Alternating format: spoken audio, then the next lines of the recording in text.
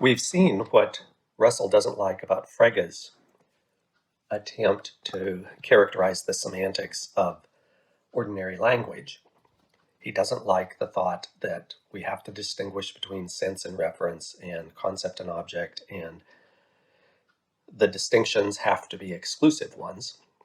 That's what the Gray's Elegy passage is about, and as we saw, there are reasons for concern here because no matter what you do, for Frege, you have to be able to talk about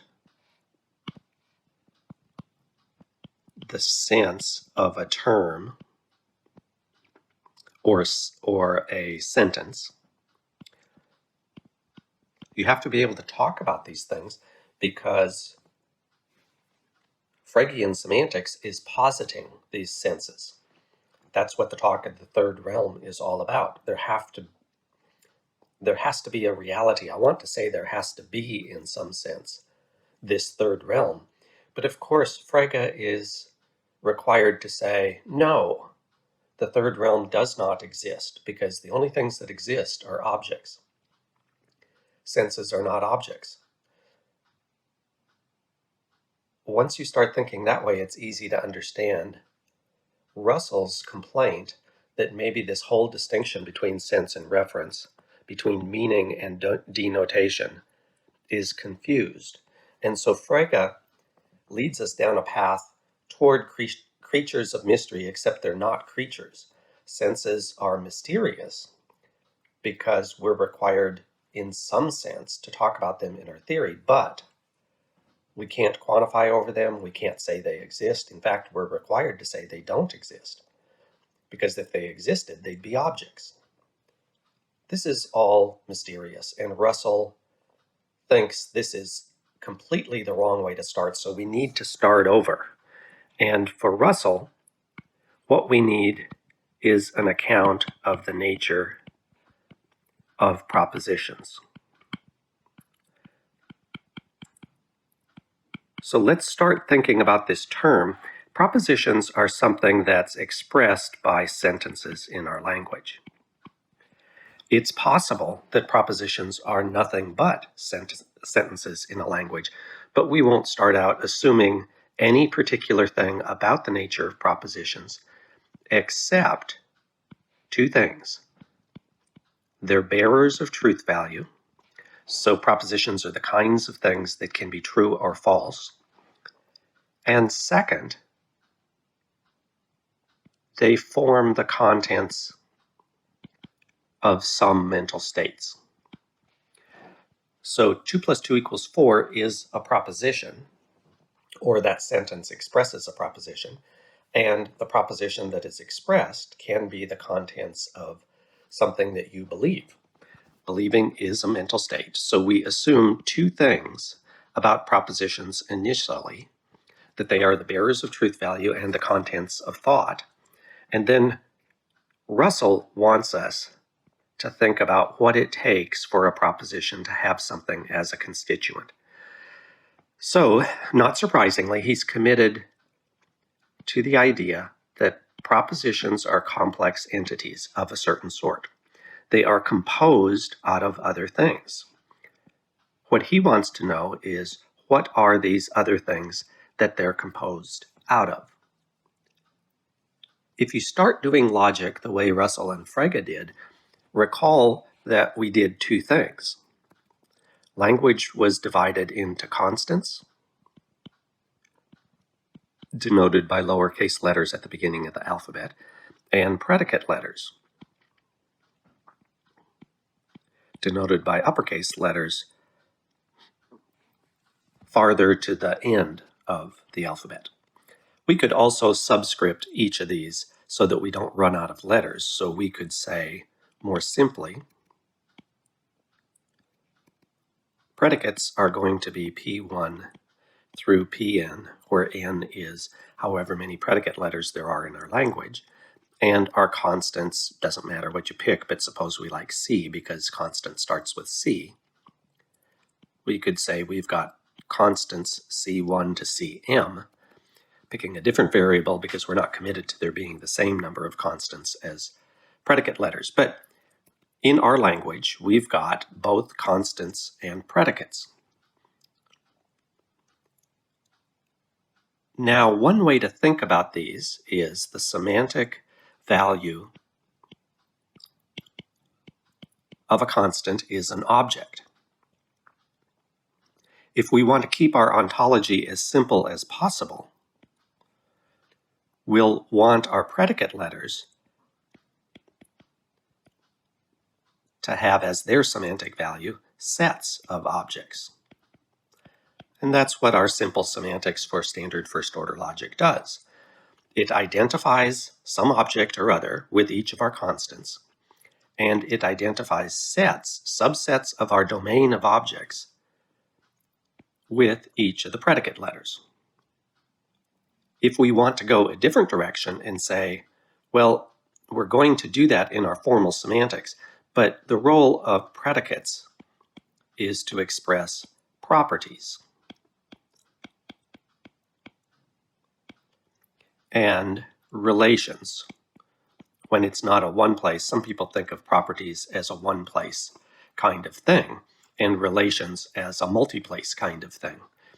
So relations are relations on multiple objects, two or more. Properties are features one place predicates describe of a particular object.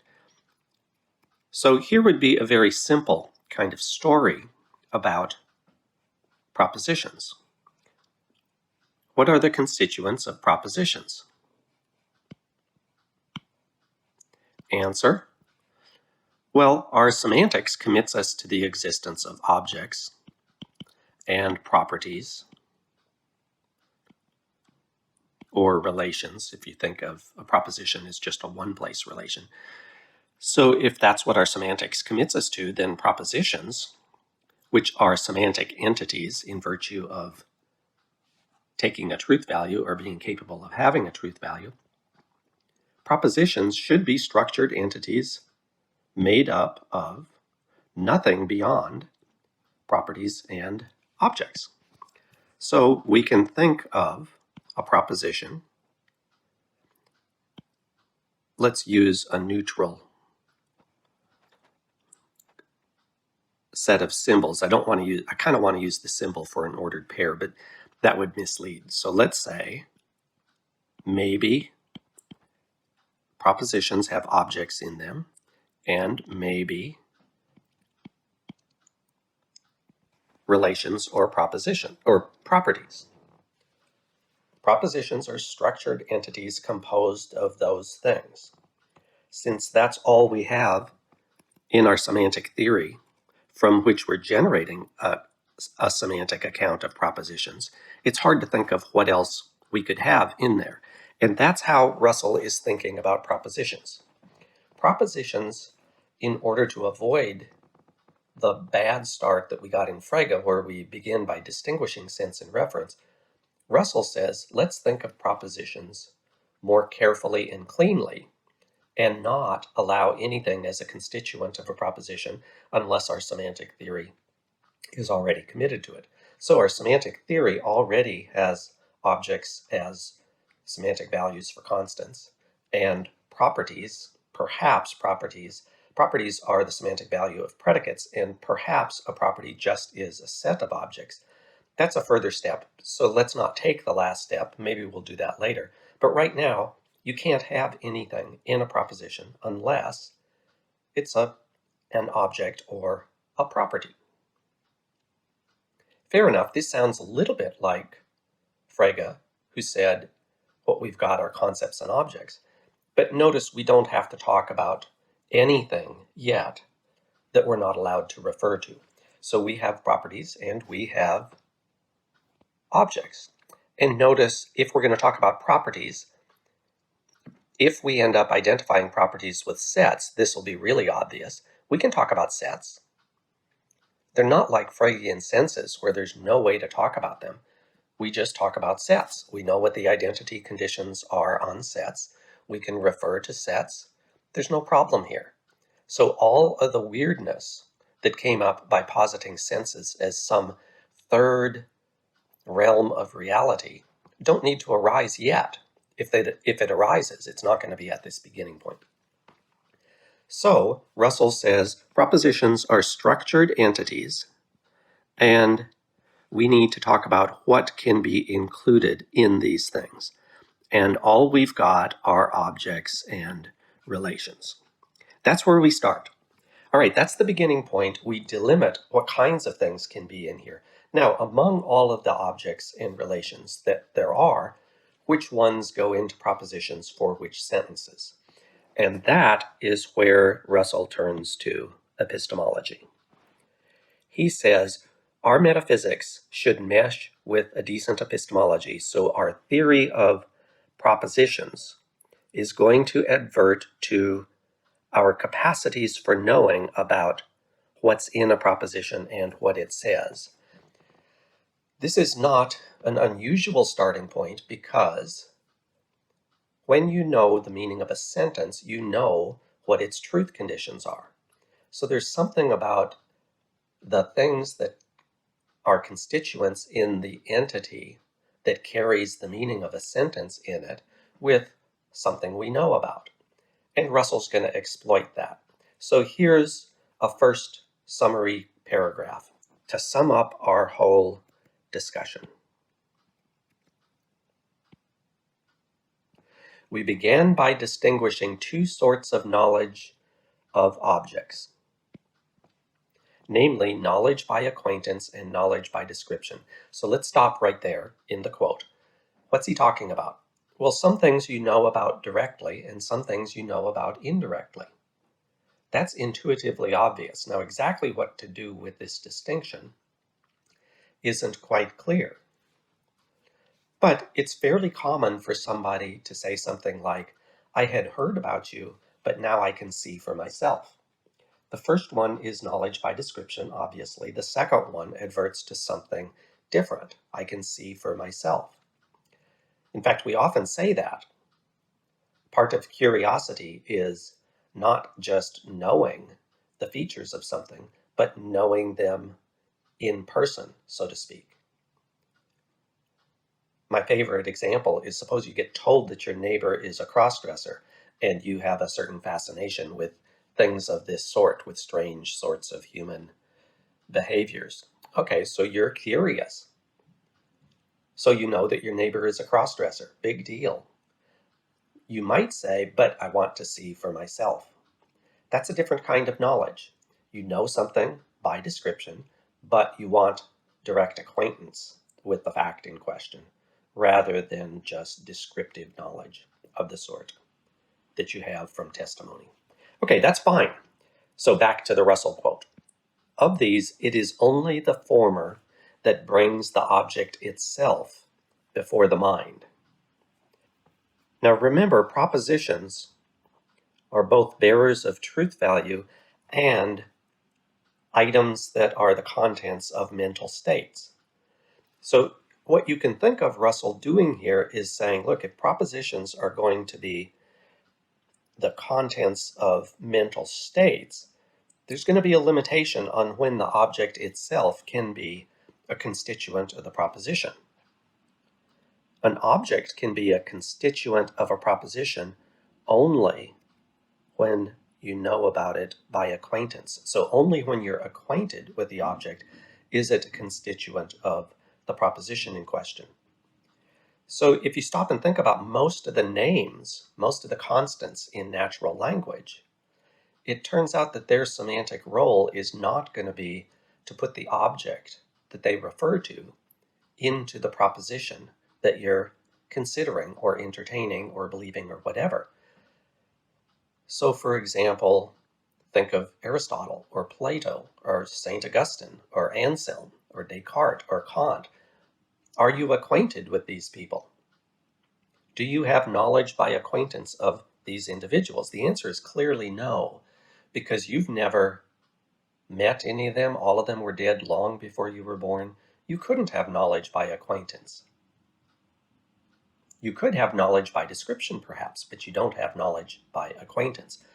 So when you say Aristotle was the most famous student of Plato, Aristotle, that very person, is not a constituent of your thought in question. Only knowledge by acquaintance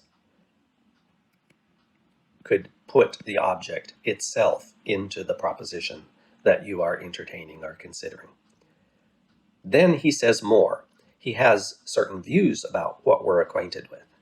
We have acquaintance with sense data, with many universals, and possibly with ourselves, but not with physical objects or other minds. This is a crucial limitation on what can be a constituent in a proposition, on a Russellian theory of propositions. Only things with which you're acquainted can be constituents. So what are you acquainted with? Well, the first one is pretty obvious. You should expect anybody who talks about knowing by acquaintance versus knowing by description to talk about the role of the senses. What the senses, the information your senses give to you, is the data of sense. And if there's anything you're acquainted with, it's obvious that you're acquainted with the data of sense. That's what acquaintance in the first instance involves. So when you talk about your cross-dressing neighbor, you've been told through testimony that your neighbor's a cross-dresser, but you haven't seen it. You want to know for yourself, firsthand, the phenomenon in question. You want to see it for yourself. That's the point about sense data. What your senses report to you is the data of sense, and sense data are things. The data of sense is, in the first case, what you're acquainted with. Okay, so the sense data one is really straightforward.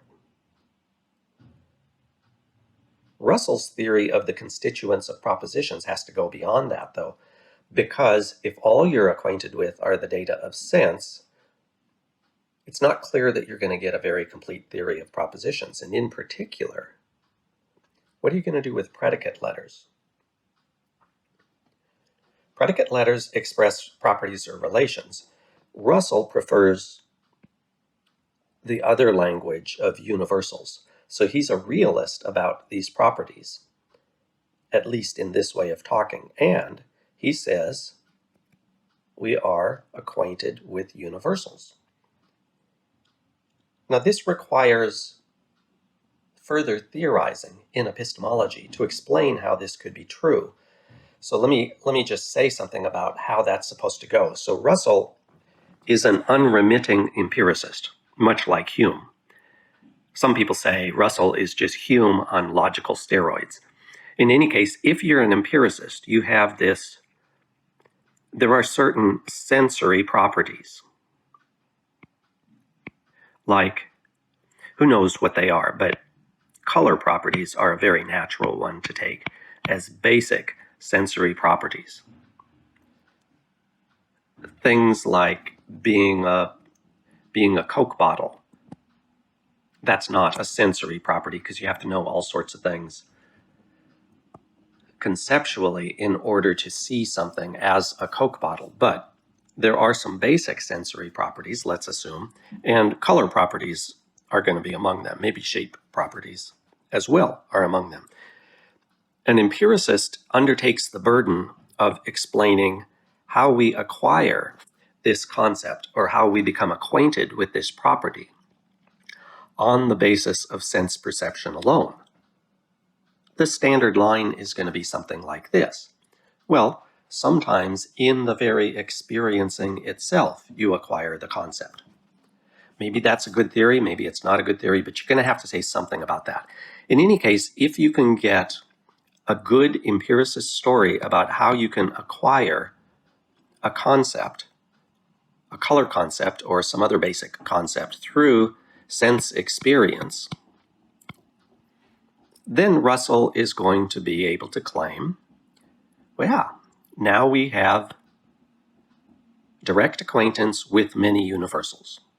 Maybe there are universals that we don't have direct acquaintance with, but the empiricist story is that we build up our conceptual apparatus, the concepts over which we have command and are able to entertain propositions that involve them. So we are acquainted not only with the data of sense, but also with many universals. Okay, is that enough? Well, Russell is familiar enough with Hume to worry about ourselves. Are we acquainted with ourselves? As Hume pointed out, the self is not either an idea or a sensation. The self is not a concept, and it's not something that we become acquainted with through the uses of our five senses. It's something else entirely. So here, Russell says, well, maybe we're directly acquainted with ourselves too. So maybe the self, the object which is you, can be a constituent of a proposition. In any case, we get all of the relations or universals with which we are directly acquainted as possible constituents of propositions. We get the data of sense and possibly ourselves. What does that leave out? Well, Russell thinks the data of sense is not itself a physical object. So recall what G.E. Moore said about the sense data involved in seeing your hand. The sense data is not itself your hand. So you're not acquainted with physical objects, and you're not acquainted with other minds. So when you talk about me or when I talk about you, the individuals being talked about are not themselves suitable objects to be constituents of propositions. So if I think about you, I can only be thinking about you via description, not via acquaintance. So so if I say you are a student in this class, the proposition in question does not contain you. It contains various properties or relations like being a student, being in this class, and then we need to replace the term you with something else that involves things that we're directly acquainted with. I'm not directly acquainted with you, according to Russell. You're not directly acquainted with me, nor could you be, even if you were looking directly at me. You would be acquainted with certain sense data, but not with me. So, Russell elaborates. We have descriptive knowledge of an object when we know that it is the object having some property or properties with which we are acquainted. So notice, if you're thinking about me or I'm thinking about you, then we have knowledge of each other when we know that the other person has some property or properties with which we are acquainted. So we have to identify what these properties are. If you're thinking about me, maybe you're thinking about me as having the property of being the instructor for this class. Being the instructor for this class is a relation. So maybe that's how you do it. That is to say, when we know that the property or properties in question belong to one object and no more. Notice, for that to be true, the property ascription in question is going to have to be a definite description. And notice that's what I used, the instructor for this class. So when you know something about an object by description, you have to replace the term that looked like it referred to the object with a definite description of one sort or another. That has to be accurate because otherwise you wouldn't know anything, because you can't know what's false. We are said to have knowledge of that one object by description, whether or not we are acquainted with the object. Our knowledge of physical objects and of other minds is only knowledge by description.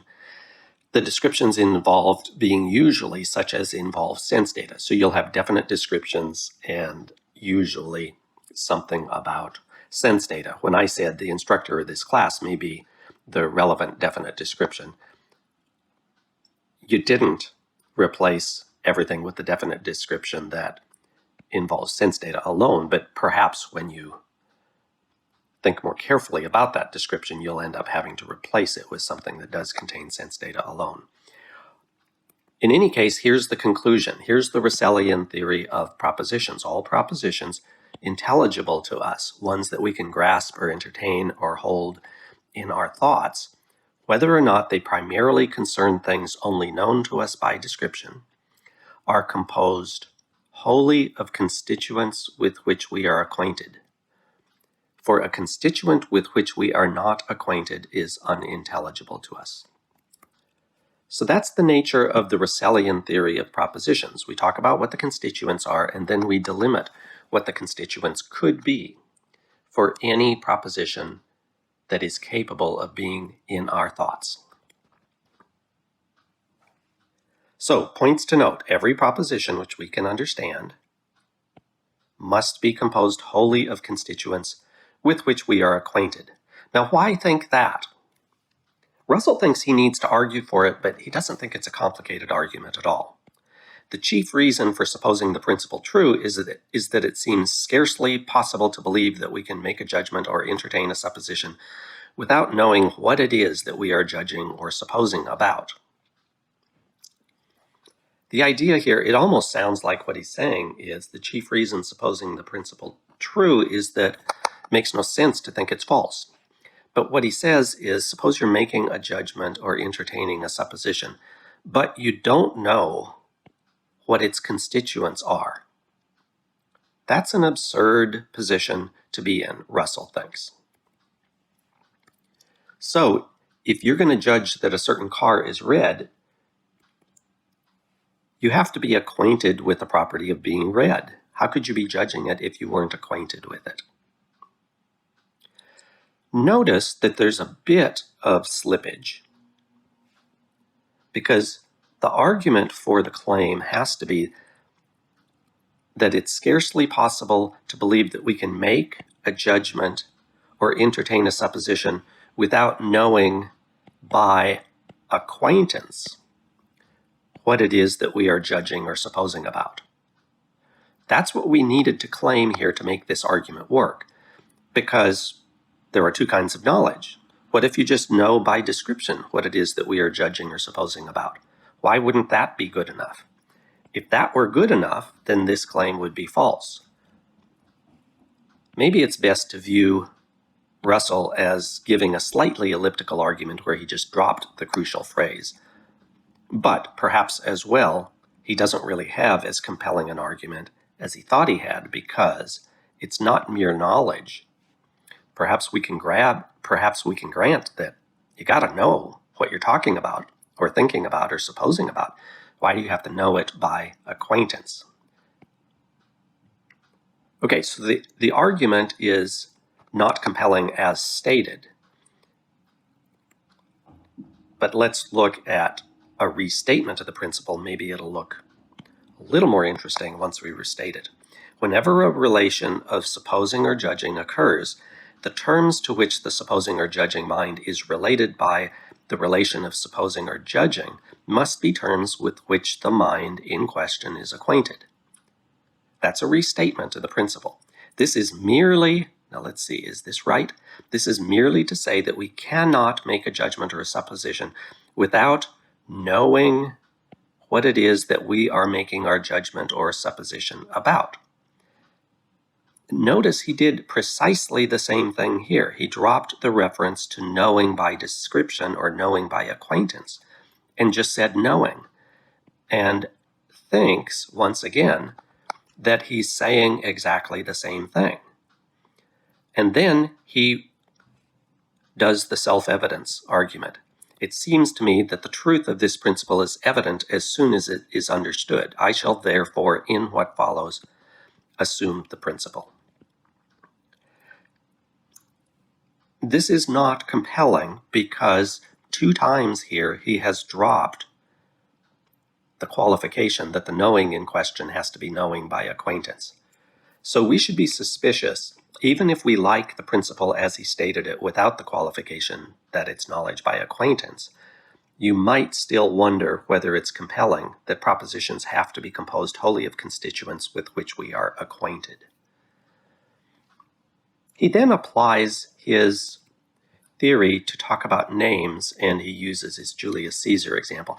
Now notice that the worry about names is something that's a holdover from on denoting, where he didn't seem to count names as denoting expressions. So it's intriguing to see what's he going to say about these things. Here's what he says. Now I am admitting, and indeed contending, that in order to discover what is actually in my mind when I judge about Julius Caesar, we must substitute for the name a description made up of some of the things I know about him. Russell is here endorsing that for ordinary proper names, we must adopt a descriptional theory of meaning or semantic significance. Now, what do you know about Julius Caesar? A description which will often serve to express my thought is the man whose name was Julius Caesar. For whatever else I may have forgotten about him, it is plain that when I mention him, I have not forgotten that that was his name.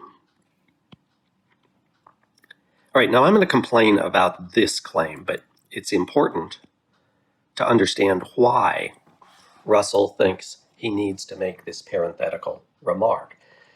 The answer is you can be thinking about Julius Caesar and just be wrong about who the guy is. Like, do you think, was he the ruler of Rome before the Common Era or after? So if your description is the guy who was emperor of Rome from such and such to such and such, now you're hostage to historical information. Maybe the historians are right that you're relying on. Maybe you're misremembering. But notice the substitution here has to be accurate. We have to substitute for the proper name a description made up of some of the things I know. Why does it have to be accurate? Well, because there might be somebody else who satisfies the description once you do the substitution of the description for the name. And then what you're really talking about is the person who satisfies the description. So the description better be accurate. But I'm pretty sure that lots of the names that we use for historical figures, what we attach to them in terms of historical facts is not accurate. And so if we replace the proper name with an inaccurate description, then you're no longer thinking about or talking about that person. You're talking about the person, maybe it's nobody. Maybe you're not talking about anybody at all because nobody satisfies the description. Think of George Washington and the chopping down of the cherry tree and his incapacity to lie. Apparently that's supposed to be a myth. So if you attach the description to the name George Washington, the guy who chopped down a cherry tree and couldn't lie about it or wouldn't lie about it, now you're not talking about anybody. You're not thinking about anybody. The propositional content in question is simply empty. So it's important that we have a description. Other times, by the way, remember, you don't actually have uniquely identifying descriptions for some historical figures. I like using the Hebrew Bible as examples of such because these are going to be names that you've heard about, but you don't really know much about all of the, like think about Jeroboam and Rehoboam. You know that they were both kings in Israel, perhaps. Maybe you don't even know that. So I know that they're both kings in Israel, but what's the distinguishing characteristics of one of them as opposed to the other? I don't know. But I do know that Jeroboam and Rehoboam are not the same person. They are not the same individual. So if I say something about Jeroboam, like Jeroboam is not identical to Rehoboam, I have to replace the term Jeroboam with a correct, definite description, but I can't do that. I don't know what uniquely identifying information I possess about Jeroboam other than that he's not Rehoboam and he is one of the kings of ancient Israel, but this isn't going to help. So Russell's aware, without telling us, that there might be a problem here about finding a suitable description in every case. So he says, don't worry about that, because you can always do this. The man whose name was Julius Caesar. Now, I first want to point out that there's a use mention problem with his phrase. Julius Caesar, when you use that term, you're talking about Julius Caesar, the man. You're not talking about his name. Julius Caesar is not a name, but a person. Think about it this way. I have often threatened, it's a joke. So philosophy jokes aren't that funny. So get your hopes down a bit about how funny this is going to be. But when I give exams, I put at the top of the paper a line for you to put your name. Now, I have threatened, if I were taking the test and I just wrote my name out, JLK, Jonathan L. Quanvig, that's wrong. This is not my name. This is my name. So I have threatened to say, if you don't honor the use mention distinction, I'm going to count off when I ask you to put your name on that line. That's the point I'm making here. This Russellian remark is not well formed. For it to be well formed, he would have to put single quotes around Julius Caesar. Now that sounds like it's trivial, but it turns out to lead to a devastating objection to Russell's proposal here. So you've got a sentence, Julius Caesar crossed the Rubicon in 48, 49 BC? I don't care what the date is. Let's just say Julius Caesar crossed the Rubicon. This is a significant pregnant event because crossing the Rubicon with his army amounted to a declaration of war against Rome. So it's a big deal. You don't cross the Rubicon with your army and have it be an insignificant thing. So I say Julius Caesar crossed the Rubicon. Oh no, now what's going to happen? Now, Russell says I have to replace this with a sentence involving a definite description. And he says, don't worry if you don't have uniquely identifying information about Julius Caesar, because you've always got this one. The guy called or named Julius Caesar crossed the Rubicon. First, a relatively minor worry. Julius Caesar, I actually don't know anybody else in history, and I've never met a person whose name was Julius Caesar. The only one I know about is that unique guy that went against Rome by crossing the Rubicon. But names in general are not unique, at least in ordinary language. So suppose you've got some other name. Are there two people named George Washington or Abraham Lincoln? Or, well, there are special names. I think I may be the only person in history ever named Jonathan Quanvig, because there aren't that many Quanvigs in the world. But lots of names are not uniquely identifying. John Smith, for example. So now you're going to have to worry a little bit, because on Russell's account, starting with a definite description, that accurately picks out the individual in question only if it uniquely does. So it can't be a name shared by anybody else. That's a minor problem. Here's the major problem with this proposal. One way to test whether two sentences say the same thing is whether they share all and only the same entailments. Here's what I want you to see. When you do this metalinguistic proposal, it's metalinguistic because it makes reference to a piece of language in the description that you're using, as long as you don't make the use mention gaffe that Russell made by not putting single quotes around the name. So if you use a metalinguistic description of this sort, it entails the existence of a language. That's the entailment to notice. There has to be a language if there is a guy who had this name, Julius Caesar. Now, come over to the other sentence. Julius Caesar crossed the Rubicon. Now, that is, of course, expressed by a sentence. But what is expressed here, that Julius Caesar crossed the Rubicon, does not entail the existence of a language. It entails the existence of Julius Caesar. It entails the existence of a river called the Rubicon. It entails a certain crossing by this guy. It does not entail the existence of a language. The fact that I express it in language entails the existence of a language, but the propositional content in question does not entail the existence of a language. What that means is things are not as easy as Russell pretended them to be. You're going to have to do serious work to defend the descriptional theory of names, and you're going to have to do a lot of work to make sure that there is a suitable definite description for every name in any sentence that expresses a proposition that you can entertain or can be in your mind, that you can think about.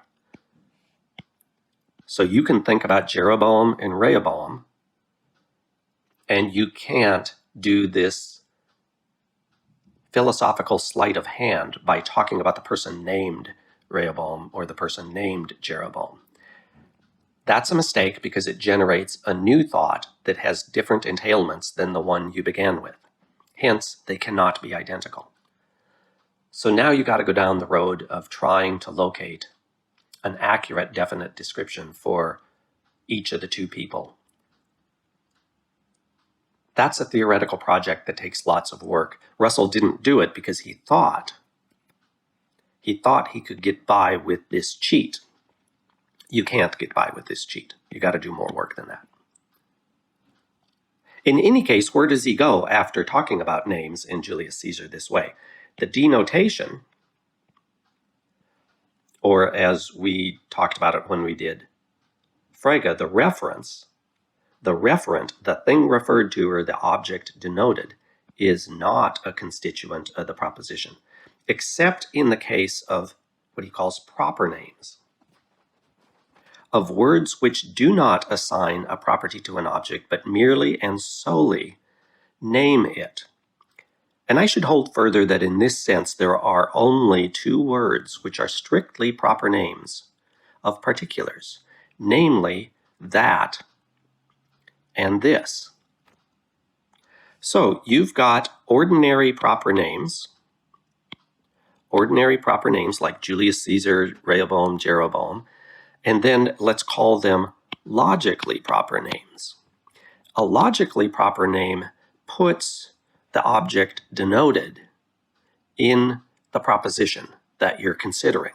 Ordinary proper names do not put objects in propositions because you have to replace an ordinary proper name with a description. But a logically proper name does generate a constituent in a proposition. The problem is there are only two of these, and they're both demonstratives, that and this. So you're having an experience. That means there is a piece of information which is the data of sense. So just simplify, call it a sense data. You can refer to that sense datum using the word that or this or whatever. So you look around the room and you point and you say that. What are you talking about? I'm talking about that. The referent of that is a sense datum, and that very sense datum is a particular, according to Russell.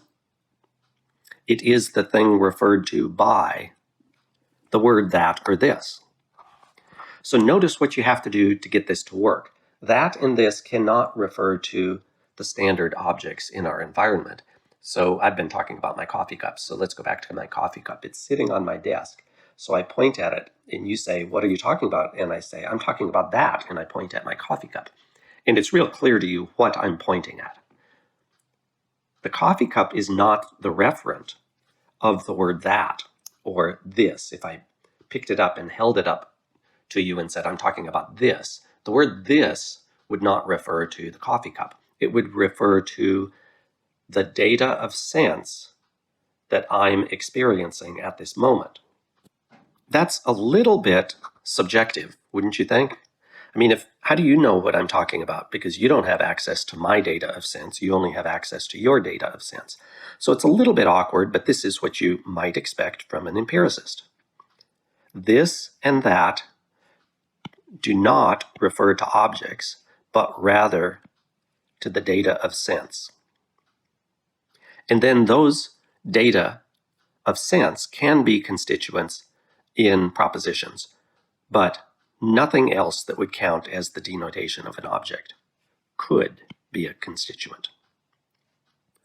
So this is a very, very restrictive notion. So suppose you didn't go down this path and you said, Russell, I'm on board with what you said. The denotation isn't a constituent of a proposition except when it's a word that merely and solely names a thing. Maybe you'll even agree that ordinary proper names don't do that, and that and this name things, and hence put those things in propositions. So I hold up the coffee cup, you say, what am I talking about? And I say, I'm talking about this. And you know that the word this denotes the coffee cup. So if you don't adopt the sense data position of Moore and Russell, you're saying, well, the coffee cup itself, that very object, is now a constituent of a proposition. Now you're on a different page with respect to the theory of propositions from where Russell is. You share a common view that there are restrictions on what can count as a constituent of a proposition, but you have a wider net when it comes to suitable entities that can be in propositions. Notice you could say the same thing about names. Perhaps you think names are special. They denote objects. So when we have a name that denotes an object, the object denoted can itself be a constituent of a proposition. Russell says no, because you're not acquainted with Julius Caesar, so you're going to have to put something else in the proposition with which you are acquainted.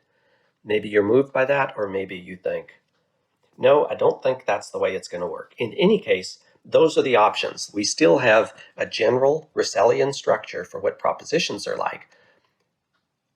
What we're arguing about is what are the restrictions on the constituents in question?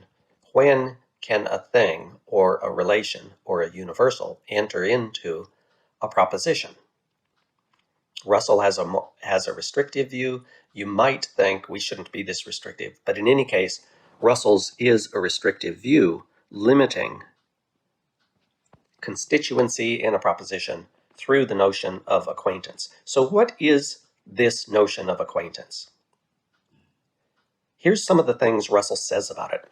I say that I am acquainted with an object when I have a direct cognitive relation to that object, when I am directly aware of the object itself. Okay, that sounds fine. Acquaintance is limited to direct awareness, so indirect awareness of an object isn't going to count. So what kinds of things are indirect awareness of an object? Suppose you have a coworker. You now have a job. You've graduated. You have that nice 6-figure income, and you go to work, and your coworker says, we had a child last night. There's a new boy in our house. Are you directly aware of this new boy? It doesn't sound like it. You should think, oh, that's not direct awareness. Whatever direct awareness is, that's indirect. Okay, good. So that's a place to start. When you're merely told about something, but you don't see it for yourself, that's indirect. So let's start with that. Here's another thing Russell says. To say that S has acquaintance with O is essentially the same thing as to say O is presented to S. Okay, so this little boy that was born yesterday needs to be presented to you. If your coworker brought in this little boy and said, see, here's my little boy. Okay, good. Now you'd have, it looks like, direct cognitive relation to the object in question. All of this sounds mundane to this point. Here's another thing Russell says, though. The awarenesses we have considered so far have all been awarenesses of particular existence, and might all, in a larger sense, be called sense data. Okay, now you should be puzzled, because the little boy in question is not a sense datum. So what's Russell talking about? For from the point of view of the theory of knowledge, introspective knowledge is exactly on a level with knowledge derived from sight and hearing. But in addition to awareness of the above kinds of objects, which may be called awareness of particulars, we have also, though not quite in the same sense, what may be called awareness of universals. Awareness of universals is called conceiving, and a universal of which we are aware is called a concept. So he shifts from awareness of objects to awareness of concepts, or awareness of universals, which is called concepts. But we should have gotten stuck at the earlier stage. What we need here is a defense of this sense datum theory, that the data of sense, the things presented to us, are things other than what they looked like we should have said they are. We are not presented with coffee cups and baby boys. We're presented with something else, sense data. So we're not acquainted with the baby boy or the coffee cup. We're only acquainted with the data of sense. And then Russell wants to supplement the data of sense with talk about universals. Now there's a mystery paragraph that arises, and I think we'll close with this except for one last quote from a later paper. There's a mystery paragraph where some of the unsettling nature of this indirect access to the world comes out. So it's one thing when your coworker comes in and said, "We had a baby boy last night," and you grant that you don't have direct acquaintance with this little baby boy because you've only been told about the little boy. You haven't seen for yourself. Then the coworker the next day brings in the little baby boy. Probably your coworker should not be doing this. No little baby boys should be out and about at 1 day old.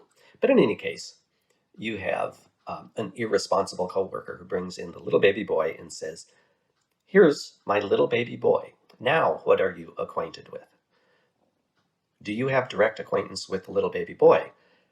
It's natural to say, yeah, now I'm directly acquainted with the little baby boy because I can see him. Russell says, no, you're not. You're directly acquainted with sense data, which are indirectly connected to the little baby boy, and that's a bit of a head scratcher. That leads us to this mystery paragraph where we're going to talk about Bismarck. So here's the paragraph. It would seem that when we make a statement about something only known by description, we often intend to make our statement not in the form involving the description, but about the actual thing described. That is to say, when we say something about Bismarck, we should like, if we could, to make the judgment which Bismarck alone can make, namely the judgment of which he himself is a constituent. Notice this adverts to Russell's suggestion that you're perhaps directly acquainted with yourself. So he's assuming here that Bismarck is directly acquainted with himself and that each of us is as well. So when you say something about Bismarck, Russell is thinking, what you're trying to do is to make the very judgment that Bismarck would make about himself, that judgment which has Bismarck as a constituent. And that sounds right. Okay, in this we are necessarily defeated, Russell says, since the actual Bismarck is unknown to us. Now you should balk at that. He's not unknown to us. Perhaps we don't know him by acquaintance, but we do know about Bismarck. But in any case, Russell says he's unknown to us. But we know that there is an object B called Bismarck. Notice again here, use mention problems. To be accurate, you have to put Bismarck in single quotes. And that B was an astute diplomatist. We can thus describe the proposition we should like to affirm, namely, B was an astute diplomatist. So notice what we did here. We're using B to get at the object who is Bismarck, where B is the object which was Bismarck. What enables us to communicate in spite of the varying descriptions we employ is that we know there is a true proposition concerning the actual Bismarck, and that however we may vary the description, so long as the description is correct, the proposition described is still the same.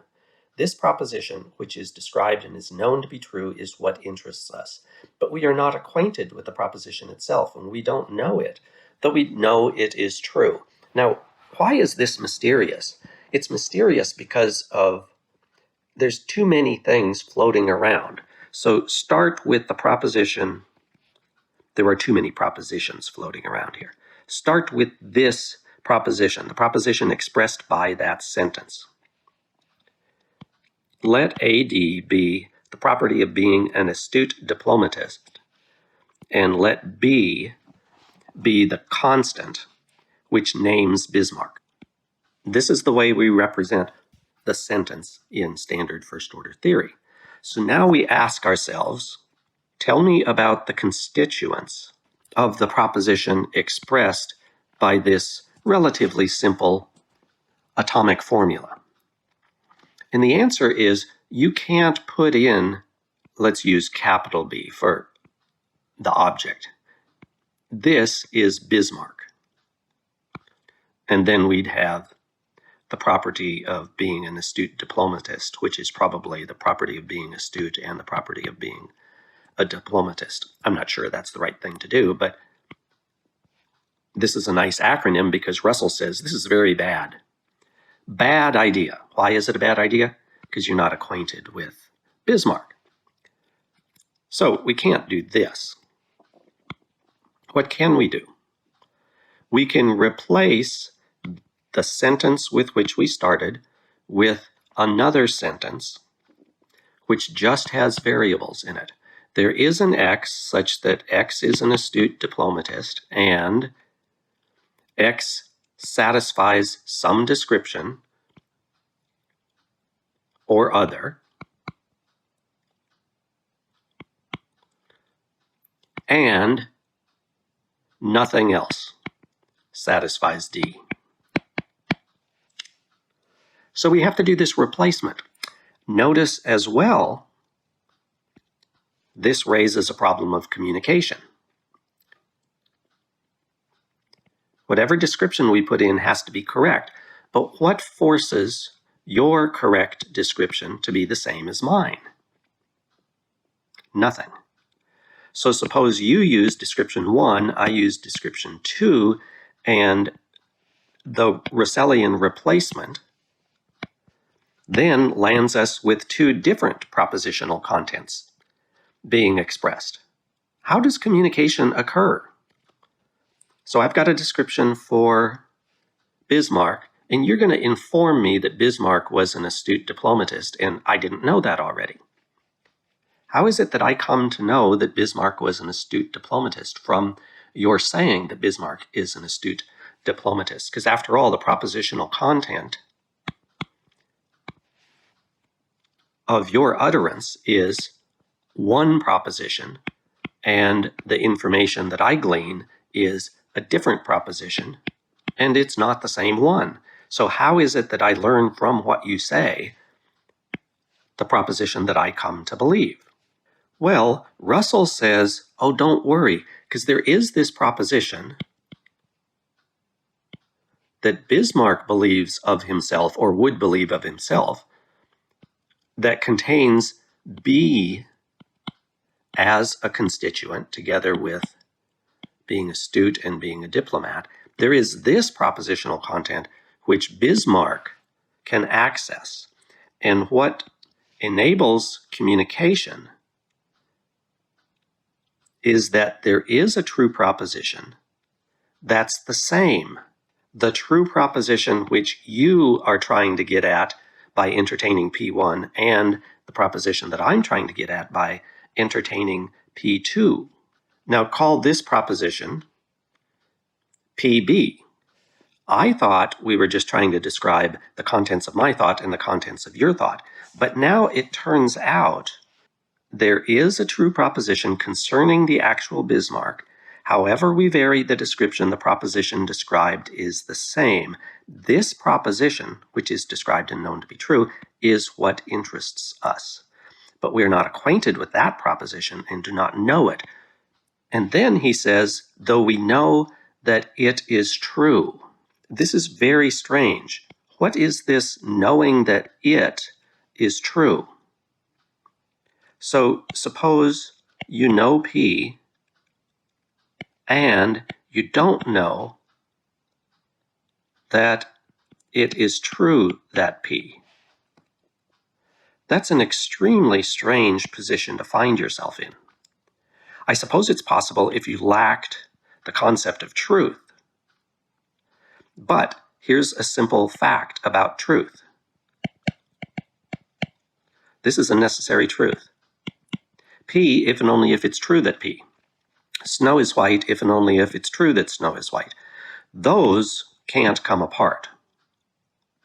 So the only way in which knowledge could come apart is somehow if you didn't have access to the truth predicate, or you were goofy enough not to believe this, not to have your thoughts governed by the logical equivalence of P and it's true that P. Now here we get ourselves in a bind of the same kind of bind that we found when we did the Gray's Elegy passage, and we're trying to make sense out of Frege's theoretical endorsement of senses, but his inability to talk about them. Here we have a proposition, the one that Bismarck alone can make, and that's the proposition that we are trying to get at. And we do that in a way that doesn't succeed because we can't get at it. But then Russell wants to assure us that there's nothing problematic here, because although we can't get at the proposition itself, and thus we can't know it, we can know that it's true, and this doesn't eliminate the problem. You simply can't know that that proposition is true because it can't be in your thoughts. As Russell characterizes his theory of propositions, the proposition that Bismarck entertains or thinks about is a proposition that you can't think about. You, no matter who you are, as long as you're not Bismarck, cannot be acquainted with Bismarck. So the propositions that Bismarck accesses when he thinks about himself are essentially private propositions. Only he could access them. That's troubling. Here's a last thought from the second lecture in the philosophy of logical atomism. And this is what you should be thinking about, I think, once you see the mess created by this expressed desire, which I think is exactly right. What we're trying to do is think about the stuff. We're trying to access the information that Bismarck himself accesses when he thinks about himself. And it's just impossible. You can't know it. You can't know that it's true. It's very simple and straightforward. There's nothing here that Russell can say to get us out of the problem. Here's a quote. I am trying as far as possible again this time, as I did last time, to start with perfectly plain truisms. My desire and wish is that the things I start with should be so obvious that you wonder why I spend my time stating them. Yes, that does sound right. You start with this, we're going to establish a new logic. We're going to begin with simple sentences that have a subject-predicate form, and so we're going to treat objects as the value of subject terms and properties as the value of predicate properties or relations as the semantic values of predicates. All of this is horribly banal, mundane, trite, trivial. That's what it should strike you as. That is what I aim at, because the point of philosophy is to start with something so simple as not to seem worth stating, and to end up with something so paradoxical that no one will believe it. I think that's exactly the right takeaway from Russell's discussion of propositions. Propositions are complex entities, so they have constituents in them. What are these constituents? Well, they're the semantic values of parts of sentences. So what are the semantic values of parts of sentences? Well, some parts of sentences refer. Other parts of sentences express properties or relations. So the constituents are going to be objects or properties or relations. And then we impose a constraint. Not just any object can be in a proposition, and not just any property or relation, but only those with which we are acquainted. And then we run into the problem of essentially private propositions that threatens what we're trying to do when we're trying to think about Bismarck. We're trying to think about that very guy who also thought about himself. We're trying to get at the person in question and the thoughts which he could have had about himself, and you can't get at those. There's nothing distinctive here about Bismarck propositions. It's not that Bismarck has access to himself as himself and we don't. That's true on Russell's theory. He has to say that, but notice he has to say the same thing about objects. Ordinary physical objects. The coffee cup, my favorite coffee cup. I'm thinking about it, and I want, when you think about my favorite coffee cup, to be thinking about the very same thing that I'm thinking about. Russell can't get us to that point. So we end up with something so paradoxical that no one will believe it. Much as the conclusion of the Gray's Elegy passage was, something went wrong. At the beginning, with Frege's distinction between sense and reference, we should walk away from Russell saying, something went wrong here. From early on, about what the constituents of propositions are, what role propositions play in our understanding of meaning and truth, semantic ideas more generally, something went wrong.